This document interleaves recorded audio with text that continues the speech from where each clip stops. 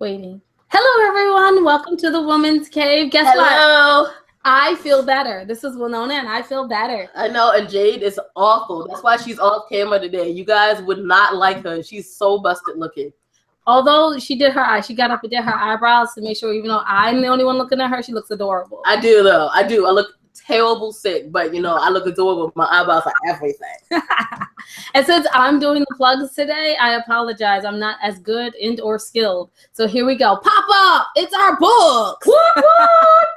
So it's And I Thought Divorce Was Bad is book number 1. Well, Winona, you forgot. We are the authors of. Oh, we're the authors of these books, and us and 5 to 7 other ladies, depending on who's with us that day. Slash speakers. We are whatever speaking troupe. Hey, do not blame me. This is my first time really doing the for real plugs. And okay, book number 2. And I Thought Being Grown Up Was Easy. And we have Miss Tara Turner here with us here today. We're going to discuss this book and her other book as well, and her best-selling book. Yeah, that's not something I can say. I know we have a bestseller in the house. We are not bestsellers, so we just feel graced and honored to have her. Oh, I got to say one thing on this, though. Can you make us a bestseller by pre-ordering the daggone book? Just in case. It's for pre-order. On Amazon.com or BarnesandNobles.com. Please don't hate my voice. I am so sick, you guys. I have bronchitis. It's crazy. Yeah. I had it while I was in Vegas. It was not cool in Vegas. I was just, laid up. And she has it at home. I feel sad for her. But we're going back to Vegas next month, so she'll be better and I'll be better. And we get to try this again. Anyway. What happens in Vegas stays in Vegas. No. Oh, that's right. Sorry. Anyway, so today we have with us Miss Tara Turner. I'm hoping I get that right. That was excellent. I'm Tara. I'm Tara Woods Turner, and I am the author of Beyond Good Manners: How to Raise a Sophisticated Child. And as you so graciously pointed out, I'm really humbled and proud to be an Amazon, bestseller in my category, parenting and teens. So woo woo. Yeah. You're lying. You've got something we don't have: book sales. No, I'm joking. We're so joking. So tell us, Tara, why did you want to write that book? How did you get started? Good question. Well, they say that you should write the book you want to read. So that was, very much the book that I always found myself looking for when I would look for books to help me, because I'm a certified etiquette professional, but I'm also, a stepmother, I'm an aunt, I'm a godmother, and families are my main focus. Children are my life, love kids, and, we have to do so much to raise them properly. They don't raise themselves. So I'm always sort of on the lookout for really good parenting books. And I realized there was no real bridge between that period when we teach our children basic manners, please, thank you, how to be kind. There are thousands of books on the market, like that. And then there's nothing between that and really how to get them to the next level of basically sophistication. And it seems as if it's almost indulgent to imagine that we should raise cultivated children. But of course, I put forth in my book that that's very much not the case, and that's what we should be focusing on, because it encompasses so many other areas in which we want our children to excel. So I was fortunate enough to be able to put my thoughts together long enough to write the book. That is awesome. Okay, out of that whole thing, I should be asking you something about, children or how we actually do this. But all I heard was etiquette. Because I myself have the 1919 edition of the Ladies' Journal for Etiquette on how to do a 30-person royal dinner. So how do you become a certified etiquette person? Wait, 1919? The oldest book I have is from as far as print, is 1947. Yeah. Okay. My great aunt. I'm so jelly right now. My great aunt was a study of etiquette, and then her grandmother before, and we have our pictures and family books from 1899. So yeah, that's how I ended up with the books, because they've always been super posh and super light skinned. So. Oh, hello. Oh my, you know what? I need to unpack that last statement, but at least every 5 minutes, I need to hear something from Will, because I'm a little worried. She's not well, and I just. Oh no, I'm absolutely Okay. fine. She's over here being absolutely fine. All right, I'm just making sure she's not in the fetal position. No, I'm just wrapping up tighter in my blanket, being like, this is everything. Okay, she's in the place. All right, we're good. That is amazing. Please, okay, what were you saying? Oh, we were talking about etiquette, but Jade was much more cooler topic. But okay, just let me. I just want to be honest with you guys. You know, Nona, I call her No, but literally growing up, she used to have me sit down with all these forks, and she would be like, "No, seriously, from the outside in." I'm like, "Girl, don't nobody care about that. They care about money. They don't care about how you act." Wow, she was so Chris Rock for a minute. That was awesome. I'm semi-fascinated that you guys got in on the good stuff. You know, it really was an interesting era in the development of etiquette. And I hate to say it, but it's those kind of impressions that make people think that etiquette is useless. Mm-hmm. But what it boils, and it's funny because Emily Post, she said, love her, by the way. I'm sorry. Is she not awesome? But you would never, okay, one of her quotes, and people say, no, she didn't say that, but she did. She said, nothing is less important than what fork you use. Right. True. It's more about, I've always said, like, etiquette is about, I would have always wanted to go to finishing school. I begged my mom, I saved my own money to go to finishing school just to learn how to properly end a conversation, how to properly speak on a telephone, how to do a proper formal introduction. That sort of thing is important to me because that's the first impression. Yes. And if you can proceed like as a lady, people will always, you will be stuck in their head as this is a lady. This is someone you respect. This is someone you value in the culture. Okay, and I love that. Let me be honest. Oh, Jade has something to say. Let me be honest. Like, Winona, if you go out with her, she's so prissy. She's like the worst prissy person ever. But I'm telling you, she will get your chairs pulled out for you. She will get you paid for it. People will be like, oh no, we're not going to bother you. We just sent the drink over and don't even come unless they're beckoning. Because she has that air about her. Can I tell you why it's so, oh my God, I got the feels. Okay, when it seems, okay, people say, okay, well, that's antiquated. How can that be a strong modern woman? Because what is power if not the ability to tell someone how to treat you? Mm-hmm. That is power. They call it soft power. But I don't know. I beg to differ. When you set the tone, when you control the conversation, when you let people know, thank you, but no, this is how you're going to treat me. That is power. And that's the power that we have at our fingertips. It will just take enough time to let's just say to formalize it. And it starts very much with knowing, that doesn't work for me. This is how we're going to do things. So. Actually, on your thing about etiquette being useless, and then what you said about power, a lot of people say that the problem is that I have an air of being stuck up, and I don't think it's really being stuck up because, I mean, I'm talking to you right now, and I seem pretty down to earth, right? I would say yes. I would say cool. You didn't need finishing school. You're finished. Huh? You didn't need finishing school. You're finished. You're there. Oh my goodness! You're talking about like Emily Post. I read all of her stuff. I've read all of Gloria Vanderbilt stuff. I've read. If a Vanderbilt has written it and it's about etiquette, I'm on it. Oh my, you know what? I'm going to send you, I've got a book that I know you would love. It's Barbara Cartland, and it's everything. She's British, so she's not as familiar, to us etiquette mavens as our American, heroines, but I think you'll love it. But the Brits did it right. I'm not going to lie. Someone said the reason they conquered the earth is just because they could walk around and do etiquette and sturdiness right. So I was like, hey, if they can do it, I need to know about it.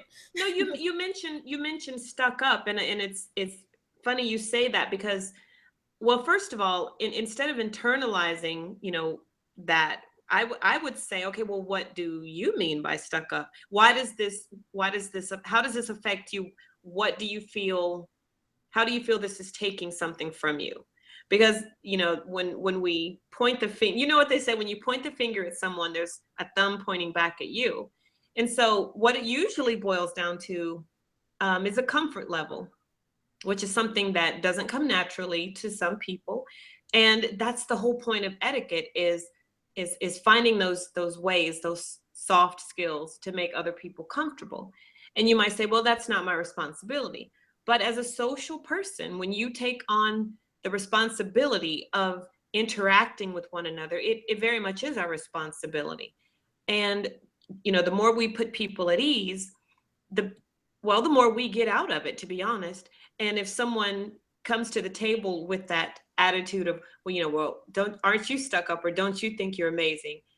I think that the energy we should put back out there is, well, actually, yes, I'm pretty amazing, but why don't we find out what's amazing about you? Exactly. I think we should call it social accountability, not in the sense of like, you know, social accountability. We think about, oh, we have to save the rainforest or, you know, save other people. No, social accountability is that we should make each other feel happy. Yes. And be respectful to each other. And putting that in your book for children is very important. And it was missing from this era. It is missing from the millennials. We always think about ourselves and not other people, which is kind of sucky because you know what? Other people help us to succeed. Absolutely. Like I would not have been able to write a full book, but I was blessed with very nice co-authors. And I was blessed with Winona for even thinking that I could write halfway decent to put me in her book. And hence why I'm on YouTube and talking and going all over the place is because somebody else helped me out. And if I wasn't a nice person, it wouldn't have happened. Exactly. So in a way, it's sort of like a return on an investment, but it's sort of a spiritual or karmic or psychic an investment. What you put out there, it does come back, but fortunately or unfortunately, it comes back double.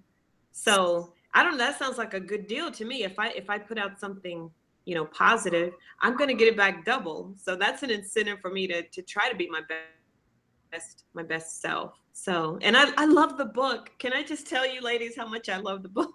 Yes, this is the book she's talking about. And yes, we would love to know how much you love it. We want to know so much. No, it was amazing because I mean, the situations that were depicted in the book, the ones that I could completely identify with, I was like, yes, you know, it's like, okay, this really hits home. And you have that feeling of connectivity with, you know, with other women out there. And then the things in the book that I absolutely could not identify with, well, that was entertainment because I could take myself out of myself and sort of vicariously enjoy the experience through these crazy ladies in the book. Although I have to say, you know, I want to take up for Pedro, the limo driver. That was so, I was afraid for him. Sorry. And all I could think when I read it was, Julio, get the stretch. That's what kept going through my mind. I was like, this is so many, I need a spoon to get through all these layers of awesome. Oh my goodness, you're so sweet. I love the book. I know. Please know that you have one of only like 8 in the entire world of unedited. That book had not seen an editor yet. And it's just like, it came straight from the writer's head to you. Yes. Wow. It works. It works. It really does. It works. Okay. And the book was sort of like a Trojan horse. You know, I'm thinking, you know, based on what I've heard about the book, and I got a really good recommendation for the book from Shagilala Salami. So I was already excited, and I was like, okay, this is going to be great. And so I'm thinking that it's going to be sort of like a indie version of Lemonade. I'm like, I'm ready for this. But and Beyonce's Lemonade, or like, right. Oh, okay. Yes. Sorry. And it was in a sense, but the book was extremely thought-provoking and intelligent. And I was like, all right, somebody's letting their SAT in on this, because the book had some moments that were truly sort of esoteric and brilliant. And I was like, all right, I didn't see this coming, but it made it deeper and richer. And I was like, okay, this book is more cerebral than it comes across, but it's one of those books that you go back and you read some of the passages again, because there's always something you didn't catch. I remember one question. Yes. Are you sure it was this book? This is the book, right? You need to hold it up again. Wait. Uh-oh. No, I'm joking. Oh. No, it was. Okay, It but was, okay. no, there was a poem. Well, it was like a long narrative. It wasn't really a poem. It was like a narrative. And it's sort of like a stream of consciousness where a woman has seen her husband walk out of the door for the last time. He left her. And she's standing there staring, at the door.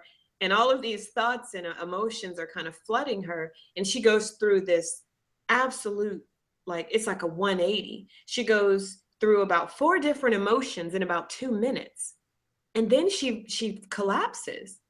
And you're just like, oh, wow. It's and every poem is like that to some extent. It's very lyrical, but it's very intelligent as well. And I can appreciate that. I'm not gonna lie. I very much appreciated that. It just made it more pleasurable to read, for sure.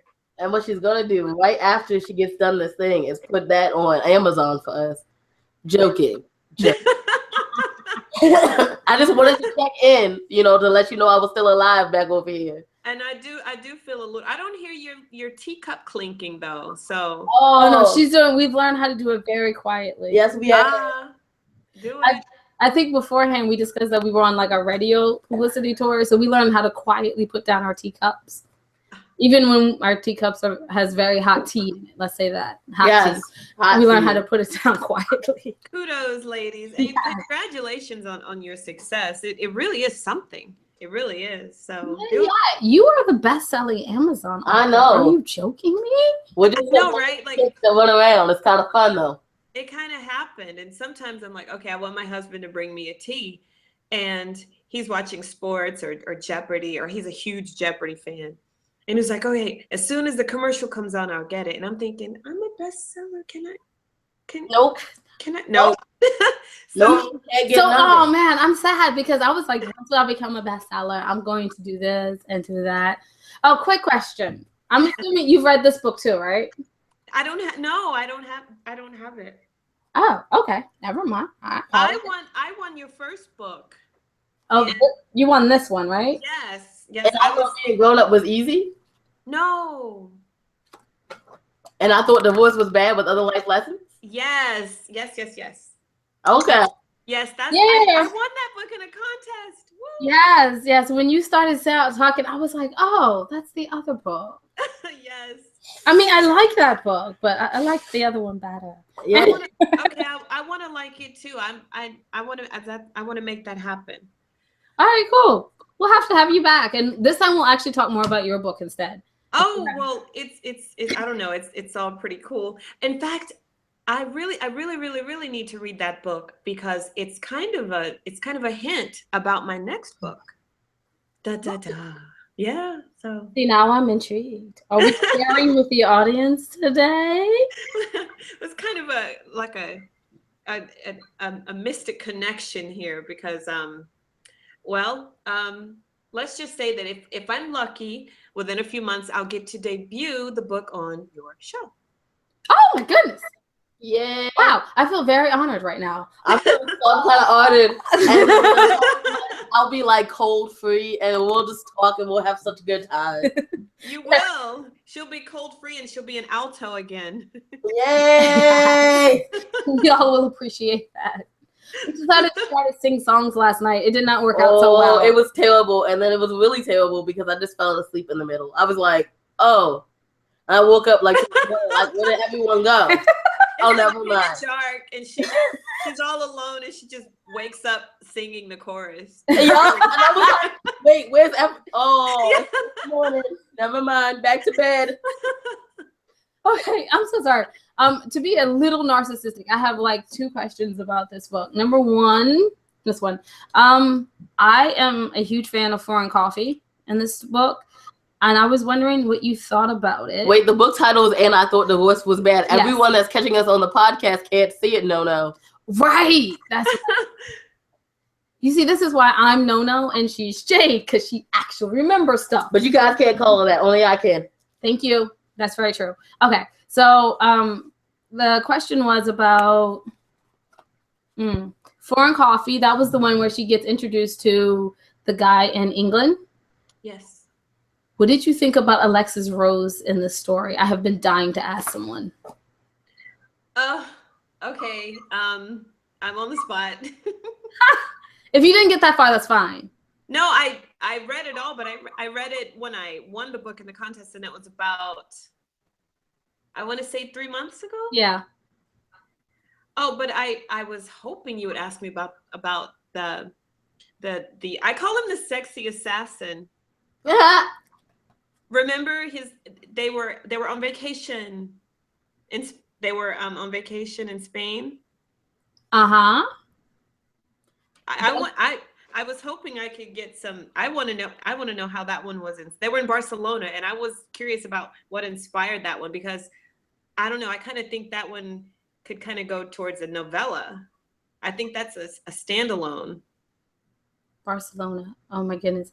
Okay, let me. She was really nervous because he seemed sort of. Oh yes. I forgot that you are the butt of the joke. Yeah. Okay. Since this was written by Winona Marie, and I am Winona Marie. Jay just has to laugh off camera really, really hard. I was there for that trip. It was hilarious.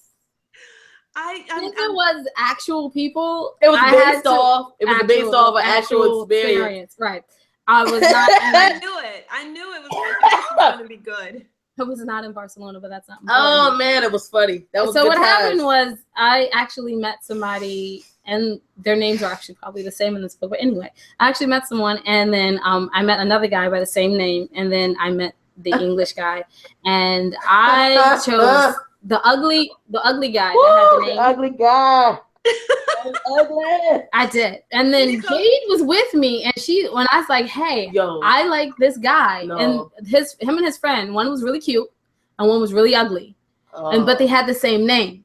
So I was like, I saw him. I got off the airplane, and I was like, I fell in love. I like this guy. Okay, let me just. And then so I told Jade over here, which is always her wingman, because I love her. And right. Well, she's co-signing that he was ugly, but I don't know. I gotta hear this. Okay, so the family joke, the joke. It went like this. So Jade tries really hard to get to talk to the hot guy. Like he looks like Chris Hemsworth, Thor hot. He is so hot. He's so hot. Everywhere we go, women try to throw phone numbers at him. Wow, check that box. I'm gonna jump in right here because my husband and I went on this trip with Winona and like some other of our friends. And so I actually turned to my husband and I was like, I need a favor. And he was like, what? Because I never need favors. And so I was like, I need a favor. And it's a friend favor. It's a relationship favor. He was like, whoa. Oh, okay. I was like, I need you to go talk to that hot guy right there. Because Winona is interested in him. And you're white and he's white. And y'all have a connection. Go. And it turns out that they did all this work. I didn't know about it. And then when I show up, I'm expecting the ugly one. And it's the hot one. And the hot one is actually so interested. He asked me to dinner 7 times. And she did not go. Did not go. I spent one of my relationship favors. You know, you only get a few of them in a whole marriage. I cashed in a check. That's like a coupon. It is. You don't ask for it much. You know, he was like, wow, this must be really, I was like, it is. Because she doesn't show interest in lots of people. And if she's showing interest in this guy, it's important to me. Yeah. So you called it in, you kissed the ring and then nothing. Right. I did. I kissed the ring, all everything. of them, what really happened was I ended up choosing another guy, the ugly one who was uglier than the guy I met at first, and poor and just terrible. You mean like Shrek? Are we in Shrek territory? Shrek with wrinkles. Okay, when you go from Chris Hemsworth and you're like looking at the Loki guy, like he's still cute, but he's not Chris Hemsworth. Right. And so we were looking at the Loki guy. I was like, this is failure. That's what actually happened. So I talked to him for a couple of months, and he turned into a whole nother story. A couple of months, okay. No, it was horrible. It was horrible. Okay, I walk it back. It turned out horrible. And I was like, Tell the end of that story, please. So like, let me explain. I was on Facebook one day and I was like, no, this happened is not this guy. I was like, no, he's not about to get married next week. Why is he still talking to Winona? Oh, whoa, hold the phone. Yup. What? Yup. And I was like, you see, this is what happens when you don't go with your friend to cash in a chip for you. To make it worse. To make this entire story worse, the other day I was flipping through some because I like, I love etiquette, so therefore I love peerage. Yeah. Burke's peerage. Do you have a copy of Burke's peerage? No, I don't. I wish I did. But if I did, I would have said yes to this guy because he is actually in the peerage. Yup. Minor royalty. You just turn him down. Turn him down. Yup. Wait, you know what? I'm team. Oh no, on this one. Oh. Yeah. I just died a little inside. You did. Because I died. I was like, you see, this is what happens. I cashed in the chip. I did everything. Right. You did exquisite manners, handsome, an interesting family background. I mean, probably a little inbred, but that's okay. No. Spoke 7, 8 languages. Gorgeous. Just everything. He had taken time off he's taken 6 years off to go live in Africa, and then he moved to Thailand, and then he moved because he does volunteer work. So he moves around the world doing volunteer work. For the poor people. So today's lesson, we're gonna look up Okay, go ahead. We're gonna look up the word femme de chambre. Okay, and you know what? You guys get back to me on that one. I'm just going to leave femme de chambre. Okay. We're going to leave it there. And when you guys look it up, you're going to say, okay. I'm so sorry. We have gone a long time chatting. Yes, we have. Tara, it was absolutely wonderful having you. Please let everyone know where they can get in contact with you. Twitter, Facebook, email, website, book, all of it. Well, you ladies are amazing. Again, my name is Tara Woods Turner, and you can find me on Goodreads. You can find me on Amazon. The book is Beyond Good Manners, How to Raise a Sophisticated Child. Facebook, Tara Woods Turner. Twitter, Tara. That's OHTARATARA. All the good ones were taken. So, and I'd love to hear from you guys. And ladies, thank you so much for this opportunity. You guys are the best. We're all right. Thank you. So, since to wrap it up for us, and I'm not normally the one who wraps it up, so I apologize for the abruptness, I guess you could say. We are Winona and Jade. Jade is off camera today because she has bronchitis, and she looks like she does. Although her eyebrows look great. They look like everything.